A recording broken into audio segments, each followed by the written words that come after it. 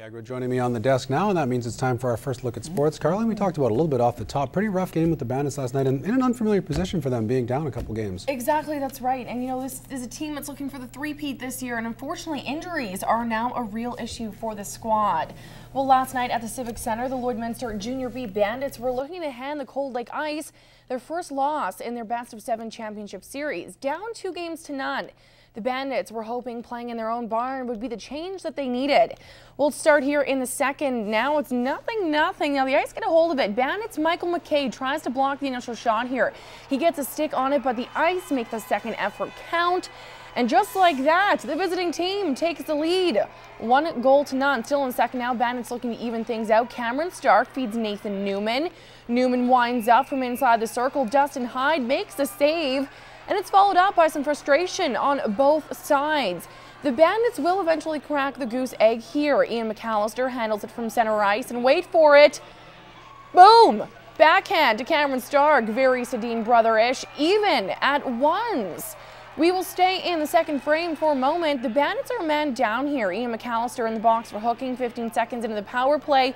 Craig Wack puts it on Matt Labacane's stick. He gives the Ice the single-goal lead, and the Ice will extend that lead to 2. 90 ticks later. The Cold squad dump it deep, and Matt Labacane is behind the Blue Liners. He sends it past Easton Orabowski to extend the Ice's lead to 2. It is 3-1 for Cold Lake after 40.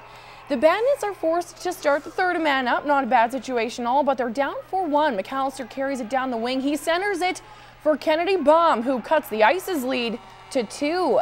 Still in the third, this is where it goes from bad to worse. It's 5-2 for the Ice. The Bandits are a man up again, but this shift was costly. 2 players get injured here. Here's the worst one.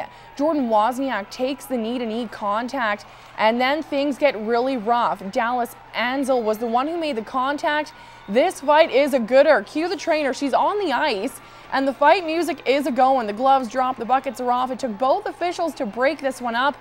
The final score in this one, 5-2 for the visiting team. The Ice now lead this series. It's really starting to heat up, 3-0. The Bandits are in a must-win Friday night back at the Civic for Game 4. Now head coach Joe Young and his players are clearly frustrated with the officiating and the resulting injuries.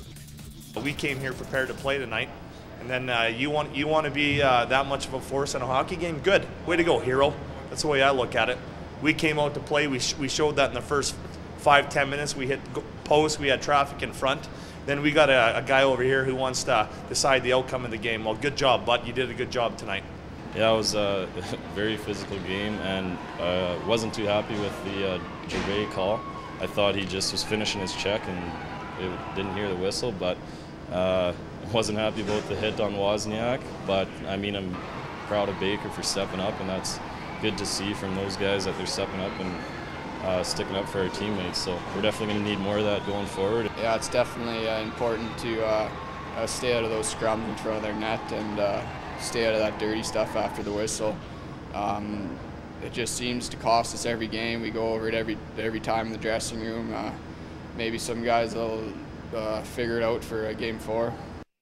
Well, the Friends of the Bobcats continue with their community initiative to keep the team here in town. We do have an update for you this evening. At present, the Friends of the Bobcats have acquired 93 of the 100 shares.